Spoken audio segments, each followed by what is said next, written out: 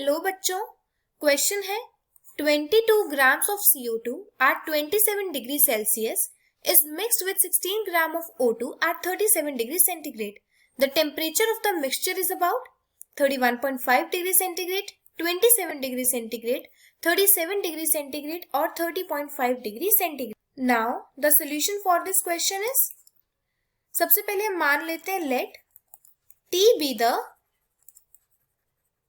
Temperature of the mixture. हमने मान लिया कि जो T है वो मिक्सचर का टेम्परेचर है। नाउ हीट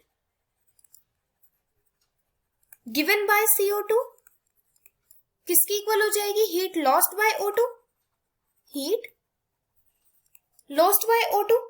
तो इसके लिए क्या फॉर्मूला हो जाएगा? That is μ1 CV1 delta T1 और दूसरी साइड क्या हो जाएगा? हम इसको मान लेते हैं second one, that is μ2 CV2 delta T2। ये मान लिया। नाउ हमारे पास μ1 क्या हो जाएगा?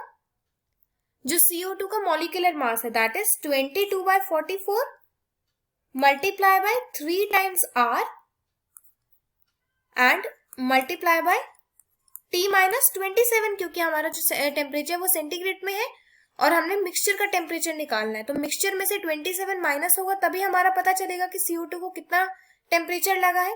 और दूसरी तरफ क्या हो जाएगा? That is 16/32, it will be 5/2R and temperature will be 37 minus, क्योंकि हमारी यहाँ पर हीट लॉस हो रही है और यहाँ पर हमने दी है heat. Simplifying it becomes 3T-27 और दूसरी साइड क्या हो जाएगा? दैट इज 5/2 37 माइनस T, ये हो जाएगा। उसके बाद जब हम इसको सिंप्लीफाई करेंगे तो it becomes 6T minus 162, it is equals to 185 minus 5T। इनको जब हम क्रॉस मल्टीप्लीकेशन करेंगे तब हमारे पास ये वैल्यू आ जाएगी। अब TT एक तरफ ले लेंगे और नंबर्स हम एक तरफ ले लेंगे, so it becomes 11T, it is equals to 347।